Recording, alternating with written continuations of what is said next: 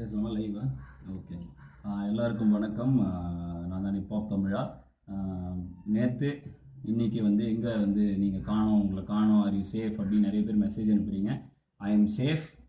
அப்புறம் ஏன் ப்ரொட்டஸ்ட் நீங்கள் கோயம்புத்தூரில் ஒரு நாள் ஃபுல்லாக உட்காந்தீங்க, நைட்டு ஏன் கிளம்பி போயிட்டீங்க, உங்களுக்கு எதாவது ப்ரெஷராக? எந்த ப்ரெஷரும் கிடையாது. நான் வந்து எல்லோரும் வந்து நீங்கள் பயப்பட்டுட்டீங்களான்னு கேட்டாங்க. நான் பயப்பட்டுட்டு அங்கேருந்து போகல, நான் ரொம்ப புண்பட்டு அங்கேருந்து போயிட்டேன். இதுதான் உண்மை. என்ன விஷயம்னா, இந்த ஜல்லிக்கட்டு எப்படி ஆரம்பிச்சுது, இந்த போராட்டம் எப்படி ஆரம்பிச்சுன்னா, மிருகநல ஆர்வலர்கள் கேஸ் போடுறப்ப அதை எதிர்த்து பிஆர் ஐயா 2006 அப்படியே சண்டை போட்டே வர்றாரு அவங்க கூட. 2008, 12 சிவசேனாதிபதி, ஜல்லிக்கட்டு ராஜேஷ், இந்த மாதிரி நிறைய பேர் இதில் இருக்காங்க. இவங்கெல்லாம் இதுக்காக போராடிட்டே வரப்ப 2015 இவங்களை நான் சந்திக்கிறேன். இந்த விஷயமா பேசி இதுக்கு ஏதாவது ஒரு தீர்வு கிரியேட் பண்ணும் அப்படின்னு நினைக்கிறேன். 2016 நான் பிலீவ் பண்ணுறது ஒன்று தான். 2012 இறைவா, 14 வாடி புள்ள வாடி, அதே மாதிரி 16 வந்து இந்த விஷயத்தை நம்ம ஃபோக்கஸ் பண்ணுவோம் அப்படின்னு சமுதாயத்தில் நடக்கும் ஏதோ ஒரு பிரச்சனைக்காக குரல் கொடுப்பதை தொடர்ந்து ஆரம்பத்துலேருந்தே செஞ்சிட்ருக்கோம். அதன்படி டக்கரு அப்படின்னு ஜல்லிக்கட்டை ஃபோக்கஸ் பண்ணி ஃபார்மர்ஸோட வியூவிலேருந்து ஒரு வீடியோ போடுறோம். அதுதான் டக்கரு. அதாவது என் தலைவன் பாரதியை போல கவிதைகள் மூலம் இசையை கலந்து அது மூலமாக மக்களுக்கு விழிப்புணர்வு இல்லை சமூக அக்கறை கொண்டு பாடல்கள் ஏற்றுவது, இதுதான் என்னுடைய நோக்கம். அப்படி வந்த பாட்டு டக்கரு. இதை தொடர்ந்து டிசம்பர் மாதம் இந்த மாதிரி இப்படியே போயிட்டே இருக்குது. ஜல்லிக்கட்டு நடக்குமா நடக்காதா? ஜனவரியில் வந்து 4ஆம் தேதி 5ஆம் தேதி மெரினா ப்ரொட்டஸ்ட் நடந்ததுக்கு அப்புறமா திரைப்பட நடிகர்கள் நிறைய பேர் வந்து அதுக்கு முன்னாள் நாள் வரைக்கும் வர நிறைய பேர் திடீர்னு வந்து அவங்களுக்கு தமிழங்கிற உணர்வு இருக்கிறனால தான் பேசுகிறாங்க. யாரையும் தப்பு சொல்லலை. எல்லாரும் இதை வந்து தமிழனோட பிரச்சனை அப்படின்னு போகிறப்ப நான் என்ன பண்ணுறேன்னா, பிஆர் ஐயாவும் சேனாதிபதியும் தான் ரியல் ஹீரோஸ், அவர்கள் பின்னாடி போகணும் எல்லாரும் அப்படின்னு சொல்லி அவங்க 2 பேரையும் பாப்புலரைஸ் பண்ண ஆரம்பிச்சது அந்த கட்டத்திலேருந்து. நான் அது ஏன் பாப்புலரைஸ் பண்ணேன்னா, மக்கள் வந்து கடைசியில் ஒரு ஒப்பீனியன் லீடரை தேடுவாங்க. அப்படிப்பட்ட ஒப்பீனியன் லீடரை திடீர்னு யாரோ ஒரு நடிகர்கிட்ட இது என்ன பிரச்சனைன்னு கேட்குறப்ப, அவருக்கு ஜல்லிக்கட்டுக்கான பிரச்சனைன்னு சொல்லாமல் நிறைய விஷயங்கள் என்ன வேணால் நடந்துடலாம்னு சொல்லி இவங்க 2 பேரையும் ஃபோக்கஸ் பண்ணி அதுலேருந்து உங்களுக்கு நிறைய நேஷனல் மீடியா எல்லா இடத்துலையும் உங்களோட கருத்துக்களை நீங்கள் பார்த்தீங்க. ஸோ இதுதான் எங்களுடைய விஷயம்.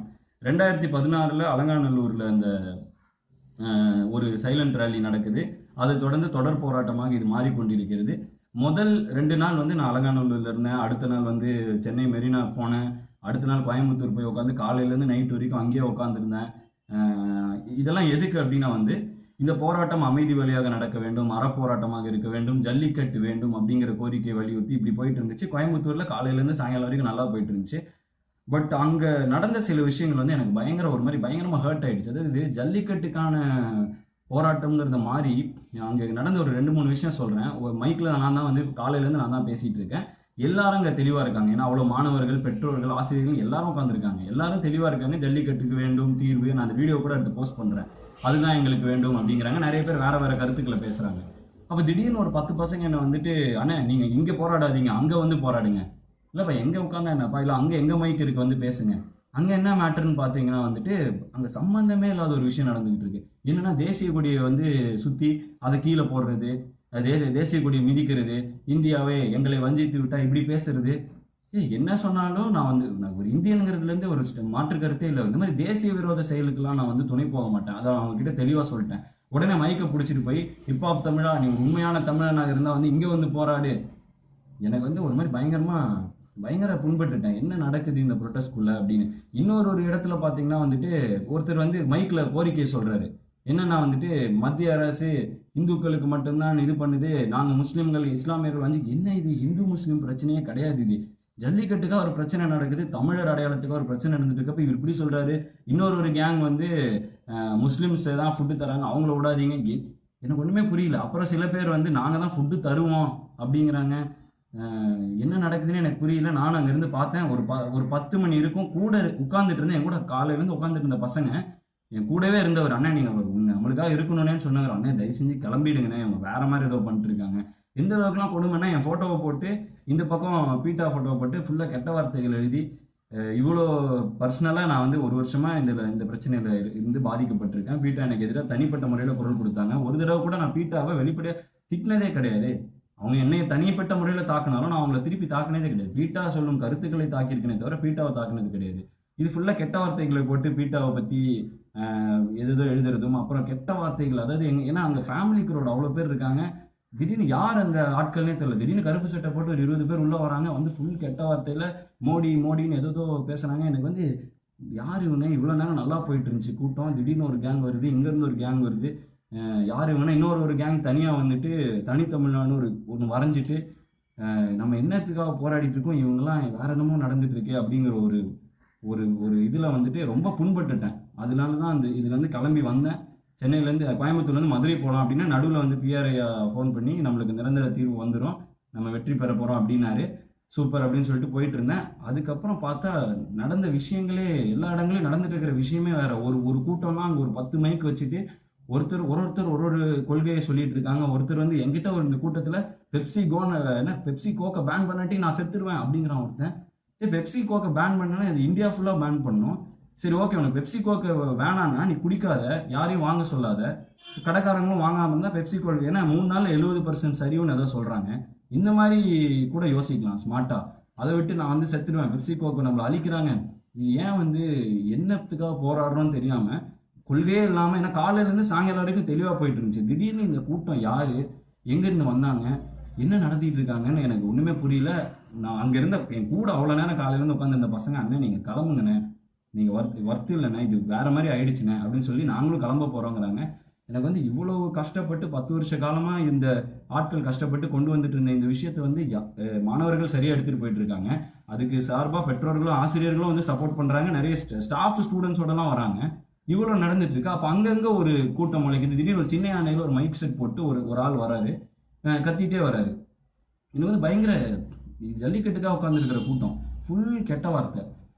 தேசிய கொடியை வந்து எரிக்க போறேன்ட்டு என்ன எனக்கு ஒன்றுமே புரியல. நான் அப்பவே முடிவு பண்ணிட்டேன், இது வந்து ஜல்லிக்கட்டுக்காக போராடுறவங்க அந்த விஓசி பார்க் உள்ள உட்காந்துட்டு இருந்தாங்க, அதுக்கு சம்மந்தமே இல்லாதவங்க அதுக்கு வெளியில ஆன்டி சோசியலாக ஏதோ பண்ணிட்டு இருக்காங்க. இத்தனை விஷயமும் போலீஸ் பாதுகாப்பு கொடுத்து எல்லாரையும் சேஃபாக நடத்திட்டு இருக்காங்க. அந்த இடத்துல தான் எனக்கு ரொம்ப ஹர்ட் ஆயிடுச்சு. என்ன ஒரு நல்ல விழிப்புணர்வுக்காக பண்ண விஷயம் வந்து இன்னைக்கு திசை இல்லாமல் எங்கேயோ போயிட்டு இருக்கேன் அப்படின்னு. எனக்கு மெரினாவில் நான் போகல இது வரைக்கும், ஏன்னா அங்கே ஒரு 10 லட்சம் பேர் ஏதோ இருக்காங்க, 7 லட்சம் பேர் ஏதோ இருக்காங்கங்கிறாங்க. ஒரு 20 இடத்துல மைக்கு, எல்இடி ஸ்க்ரீனு, பாட்டு, டான்ஸு அப்படி இருக்குன்னாங்க. நான் இன்னும் போகல, ஏன்னா அதனால போகாதனால நான் அதை பற்றி பர்சனலாக சொல்லக்கூடாது. சென்னை வந்து சேர்ந்த உடனே இந்த வீடியோவை போடணும் அப்படின்னு வந்து எனக்கு வந்து என்ன பயங்கரமாக ஹர்ட் ஆகிட்டேன். எல்லாரும் தமிழனோட அது, தமிழனுக்கு அந்த பிரச்சனை இந்த பிரச்சனை. பட் இது வந்து ஜல்லிக்கட்டு நோக்கி தான் ஆரம்பித்த மாதிரி எனக்கு தோணுனால தான் நான் இதில் ஆக்டிவாக பார்ட்டிசிபேட் பண்ணிருந்தேன். பட் இப்போ அது என்ன ஆயிடுச்சு அப்படின்னா வந்துட்டு தமிழன் பிரச்சனை கண்டிப்பாக அட்ரஸ் பண்ண வேண்டிய விஷயம் தான். பட் அது எத்தனை அட் த காஸ்ட் ஆஃப் வாட்டுங்கிறது தான் என் விஷயம். எத்தனை மாணவர்கள் உள்ள இருக்காங்க, அவங்க ஜல்லிக்கட்டுக்காக நினைச்சு அவங்க அப்பா அம்மாலாம் கூப்பிட்டு வந்து எல்லாரும் உட்காந்துட்டு இருக்காங்க. அங்கே ஒருத்தர் வந்து வேற ஒரு கொள்கையோட வந்து அங்கே ஒரு பரப்புரை செய்கிறாரு, பிட் நோட்டீஸ் தராங்க. இது மாதிரி இந்த மாதிரி ஹிந்துத்துவா ஏதோ போட்டு பிட் நோட்டீஸ் தராங்க. பயங்கர ஷாக்கிங்காக இருக்குது, என்ன இதெல்லாம் அப்படின்னு. அது மாதிரி இந்த மாதிரி மோடியை வந்து நம்ம இது பண்ணணும், அழிக்கணும் அப்படின்னு சொல்லி அவர் படத்தை போட்டு ஒரு எக்ஸ் மார்க் போட்டு அதில் என்னமோ இந்துத்துவா கொள்கையுடைய மோடி அழிக்க வேண்டும். எனக்கு பயங்கர ஷாக்கிங்காக இருக்குது. நான் யாரையும் சப்போர்ட் பண்ணல, யாரையும் திட்டவும் இல்லை. பட் வந்து இதுதான் சரியான இடமா? ஏன்னா மாணவர்கள் அத்தனை பேர் உட்காந்துட்டு இருக்கிற இடத்துல ஒரு நல்ல விதையை விதைச்சோம், ஜல்லிக்கட்டுக்காக நம்ம நாட்டு மாடுகளை காப்பாற்றணும்னு. அந்த விதைச்சு காடு வளர்ந்துருக்கிற இடத்துல இந்த மாதிரி விஷ விதைகளை விதைக்கிறது வந்து எனக்கு சுத்தமாக அதில் எனக்கு உடன்பாடு இல்லை. அதனால தான் அப்படியே கோயம்புத்தூர்லேருந்து கிளம்புனேன். சுத்தமாக இது வந்து வேணாம், இது வரைக்கும் நல்லா போயிட்டு இருந்துச்சு, இதுக்கப்புறம் இது வேற எங்கேயோ போயிட்டு இருக்கு அப்படின்னு. சரி, இதுக்கு என்ன தீர்வுனா பிஆர் ஐயா, கார்த்திகை சிவசேனாதிபதி, இந்த ராஜேஷ் இவங்கெல்லாம் வந்து டெல்லியில் போய் கவர்மெண்ட் கூட மூவ் பண்ணி ஏதோ பண்ணி நானே இவங்க மூலமாக தான் தெரிஞ்சுக்கிறேன். ஏன்னா மார்க்கண்டேய கட்ஜு அவரோட போஸ்ட் பார்த்தேன், இஸ் திஸ் டெம்பரரி சொல்யூஷன் கேட்டால் இல்லை, இது வந்து ஃபைனலாக பில் பாஸ் பண்ணால் இது பர்மனெண்ட் ஆகிடும் அப்படின்னு அவர் போட்டிருந்தாரு. அங்கேருந்தான் நானே தெரிஞ்சுக்கிறேன். ஸோ வந்துட்டு இவங்க வந்து இன்னைக்கு வந்து ஈவினிங் ப்ரெஸ் மீட் வச்சிருக்காங்க, என்னையும் கூப்பிட்டாங்க, நீயும் வாப்பா தம்பி, நீயும் வந்து உட்காரு, நீயும் உன்னோட இது கூட நீ அட்ரஸ் பண்ணலாம் அப்படின்னு சொல்லியிருந்தாங்க. ஏன்னா ஆரம்ப காலகட்டத்திலேருந்து நீ எங்கள் கூட இருக்க அப்படிங்கிற மாதிரி இந்த 4 பேருக்கு தான் அழைப்பு. பிஆர் ஐயா, சிவசேனாதிபதி என்ன, ராஜேஷ் என்ன, நான், இவங்க 4 பேருக்கு அழைப்பு. இன்னும் அவங்களே வந்து இந்த ஆர்டினன்ஸ் வச்சு இதனால என்ன நடக்கும், இதுக்கு அடுத்து என்ன கொண்டு போகலாம், இது என்ன, இது நிரந்தர தீர்வா, இது டெம்பரரியான சொல்யூஷனா, அவங்களே என்ன முடிவு பண்ணல. அவங்களே நேற்றுலேருந்து இதை வந்து டிஸ்கஸ் பண்ணிட்டு இருக்காங்க, ஒரு மாதிரி ஸ்டேட்டஸ் போட்டு வந்துட்டு இருக்காங்க. அதை பார்த்தா நானே தெரிஞ்சுக்கிட்டு இருக்கேன். இந்த இடத்துல சம்மந்தமே இல்லாத கொள்கைகள் உள்ள கொண்டு வந்து பயங்கர ஆன்டி நேஷனலாக போயிட்டு இருக்கிற ஒரு விஷயம். அந்த மாதிரி பண்ணோம்னா அந்த அமைப்புகள் தனியாக போய் பண்ணலாம். இத்தனை மாணவர்கள் பெற்றோர்களோட லைஃப் அட் ஸ்டேக், அவ்வளோ பேர் அவங்க உள்ளே வச்சுக்கிட்டு விஷ விதைகளை விதைப்பது கண்டிப்பாக அதுக்கு நான் உடன் போக மாட்டேன். என்னோட ஃபோட்டோ வச்சு பண்ணுறது சுத்தமாக எனக்கு பிடிக்கல. அதுவும் என் ஃபோட்டோ வச்சுட்டு கெட்ட வார்த்தைகள் எழுதுவது வந்து எனக்கு பிடிக்கல. ஏன்னா நான் அப்படிப்பட்ட ஒரு ஆள் கிடையாது. என்னதான் இருந்தாலும் இது வரைக்கும் நான் என்ன சொல்லிட்டு இருக்கேன்னா, யாரையும் திட்டக்கூடாது. ஏன்னா அதுதானே ஒரு ஒரு ஒரு சிவிலைஸ்டு ஒரு விஷயமா ஒன்று பார்லிமெண்ட்ரியா பேசணும் இல்லையா? அன்பார்லிமெண்ட்ரி வேர்ட்ஸ் ஏன் நம்ம யூஸ் பண்ணணும்?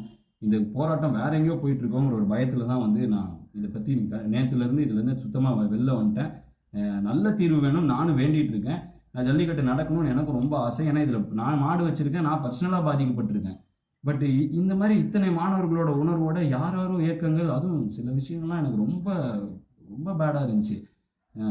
எதுதோ நடக்குது உள்ளுக்குள்ள, பல பாலிடிக்ஸ் நடக்குது. அதுவும் அதை வந்து அந்த மாணவர்களும் ஆசிரியர்களும் பெற்றோர்கள் அதுக்கு உண்டாகிறாங்க. அது common man, common youngsters, IT க்ரௌட்ல இருக்கவங்க, இவங்களுக்குள்ள இதெல்லாம் விதைக்கிறாங்களேங்கிறப்ப ரொம்ப கஷ்டமா இருக்கு. தேவையில்லாம திசை திருப்பி இன்னும் அதை பத்த வைக்கிறாங்க. இதுக்கு என்ன தீர்வுங்கிறது வந்து நீங்க அந்த பிரஸ் மீட்டுக்கு போனாதான் எனக்கே தெரியும். கார்த்திகனும் பிஆர்ஐயும் என்ன சொல்றாங்களோ அதுதான் அப்பதான் எனக்கே தெரியும். நான் அவங்க ஏதோ சொல்லி இப்போ அவங்களோட ஸ்டேட்டஸ்லாம் பார்த்தா நானே தெரிஞ்சுக்கிட்டு இருக்கேன்.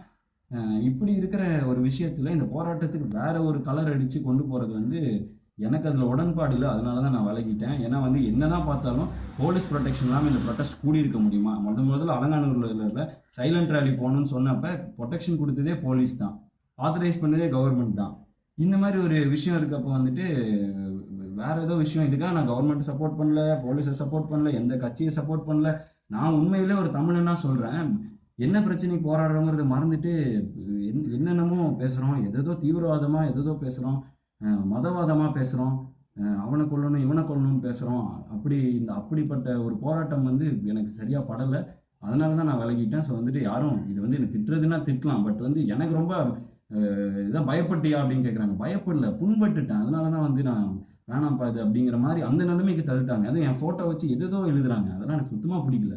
அதனால தான் வந்து சரி வேணாம்ப்பா அப்படின்னு சொல்லி ஒதுங்கி உட்காந்து நல்லது நடக்கும் நானும் வேண்டிட்டு இருக்கேன். இன்னைக்கு ப்ரெஸ் மீட் அவங்க வந்துட்டாங்கன்னா நானும் அதே டைமில், ஏன்னா ஒருத்தர் ஒரு ஊர்லேருந்து வந்துட்டு இருக்காங்களா, கூப்பிட்டாங்கன்னா நானும் போகிறதுக்கு ரெடியாக நானும் இப்போ சென்னை வந்து நானும் அமைதியாக உட்காந்து வெயிட் பண்ணிக்கிட்டு இருக்கேன். ஸோ இதுதான் நடந்துகிட்டு இருக்கு. ஸோ வந்துட்டு எதோ பொருளையை கிளப்புறீங்க. நேற்று ஒருத்தன் வாட்ஸ்அப்பில் வந்து உங்களை வந்து போலீஸ் கூப்பிட்டு போய் தனியாக ஒரு நாள் வச்சுருக்காங்களான்ட்டு கேட்குறீங்க. பயங்கர ஒரு மாதிரி. ஏன்னா என்னை கேள்வி தப்பு இல்லை, இது நெட்டில் பரப்ப ஆரம்பிக்கிறீங்க. எங்கள் ஃபேமிலி எல்லாம் நிறைய பேர் இருக்காங்க, எல்லாரும் பார்ப்பாங்க. என்னாச்சுன்னு எனக்கு அவ்வளோ கால் வருது. ஒன்றும் அவ்வளோமா ஏமா என்னம்மான்னு கேட்குறேன். இல்லை இப்படிலாம் பேசிக்கிறாங்க, எனக்கு ஃபோன்லாம் வருதுன்னு. தயவு செஞ்சு வதந்தியை பரப்பி இந்த பிரச்சனையை வேற ஏதோ பக்கம் கொண்டு போகாதீங்க. இதுதான் என்னோட அன்பான வேண்டுகோள். இதுக்கு நல்ல தீர்வு வந்து போராட்டம் வெற்றியில் முடிஞ்சாதான் இத்தனை இளைஞர்கள் இத்தனை மாணவர்கள் கூடினதுக்கு ஒரு மரியாதை கிடைக்கும். அதனால தான் இந்த விஷயத்தை நான் சொல்கிறேன். அதனால இந்த பிரச்சனைக்குள்ளே வேற பிரச்சனையை உள்ளே புகுத்தி சம்மந்தமே இல்லாத பிரச்சனையை கொண்டு வந்து அதுலேருந்து இது இன்னும் இந்த போராட்டத்தை எங்கெங்கேயோ எடுத்துகிட்டு போய் இது என்ன நடக்குதுன்னு எனக்கு தெரியல. அதனால தான் நான் விலகிட்டேன். ஸோ வந்துட்டு நீங்கள் தப்பாக நினச்சி என்னை திட்டுறதுன்னா திட்டலாம். ஆனால் நான் இந்த பாட்டை பண்ணி ஒரு விழிப்புணர்வு ஏற்படுத்தினது மக்களுக்கு அறிவுபூர்வமான ஒரு விஷயத்தை தெரிவிக்கணும், நல்ல ஒரு விதமான போராட்டமாக இருக்கணும் அப்படின்னு சொல்லி தான். போராட கூடினது மக்கள், யாருமே கூப்பிடல. தெளிவாக இருந்த முதல் 3 நாட்கள் தெளிவாக இருந்தவங்க இன்னைக்கு எதோ தனித்தனி கும்பல்கள் இருக்கிறது எனக்கு பிடிக்குது. ஏன்னா இவ்வளோ ஏன் பேசுகிறேன்னா ரொம்ப எமோஷனலாக ஹர்ட் ஆகிட்டேன். நான் ஏதோ நல்லதுக்கு பண்ண போய் என்னென்னமோ நடந்துட்டு இருக்குது, அது என் பேரை சொல்லி நிறைய பேர் நடத்திட்டு இருக்காங்கிறது எனக்கு சுத்தமாக பிடிக்கல. அண்டு இங்கே இருக்கிற யாரு கூட அதே மாதிரி இன்னொரு விஷயம் வந்து என்னென்னா, நேற்றுலேருந்து ஒரு ஃபோட்டோ ஒரு 5-6 பேர் ஃபோட்டோவை போட்டு இந்த ஆக்டர்னு ஒரு 5 ஆக்டரை போட்டு அதில் என் ஃபோட்டோவை போட்டு நீங்களாம் மினிஸ்டர் ஆகுங்க, நீங்களாம் இதாகுங்க. அரசியல் வர அளவுக்குலாம் எனக்கு அறிவு இல்லை, அறிவு பத்தாது. நான் ஒரு கருத்தை எடுத்துக்கிறேன், ஒரு விஷயத்த சொல்லி மக்கள்கிட்ட விழிப்புணர்வு ஏற்படுத்துகிறேன். இதை மக்கள் போராடுறாங்க, அது அரசியல்வாதிகள் பார்க்குறாங்க, அவங்க அதுக்காக ஒரு சொல்யூஷன் கொண்டு வராங்க. இது வந்து ஜனநாயக ப்ராசஸ். இது அன்றைக்கி பாரதியாரும் செஞ்சுக்கிட்டு இருந்தார். இதுக்காக திடீர்னு வந்து அரசியலுக்குள்ளே வாங்க, நீங்கள் வந்து நாடாளணும், இது வந்து சுத்தமாக எனக்கு பிடிக்காத ஒரு விஷயம். எந்த ஒரு இது அரசியல் நோக்கத்துக்கெல்லாம் செய்யலை, நல்ல விஷயத்துக்காக செஞ்ச ஒரு விஷயத்தை வந்து அரசியல் சாயமும் பூசாதீங்க. ஏன்னா கண்டத்தாது. உங்களுக்கே நான் சொல்கிறேன், I am not leader material, நான் லீடர் கிடையாது. அதனால வந்து தயவு செஞ்சு இந்த விஷயம்லாம் பண்ணாதீங்க. அண்ட் எனக்கு வந்து எமோஷனலாக ஹர்ட் ஆகிறதுனால தான் இதெல்லாம் சொல்கிறேன்.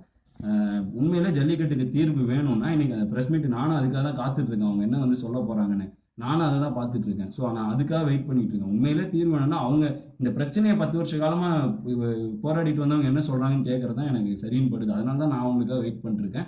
தயவு செஞ்சு என்னோட இதையை சொல்லியோ இது பண்ணியோ வேற ஏதோ கொள்கைகளை தயவு செஞ்சு பரப்பாதீங்க. நான் முழுக்க இந்த விஷயத்தில் இறங்குறது ஜல்லிக்கட்டு வேணுங்கிறதுக்காக, நாட்டு மாடுகள் காப்பாற்றப்பட வேணுங்கிறதுக்காக. இதில் வேற எந்த சாயமும் பூசாதீங்க, வேண்டி கேட்டுக்கொள்கிறேன். தொடர்ந்து ஜல்லிக்கட்டுக்காக நான் குரல் கொடுத்து கொண்டே தான் இருப்பேன், நாட்டு மாடுகளுக்காக குரல் கொடுத்து கொண்டே தான் இருப்பேன். வேறு சாயம் பூசாதீர்கள், அவ்வளோதான் என்னோட அன்பான வேண்டுகோள். நன்றி.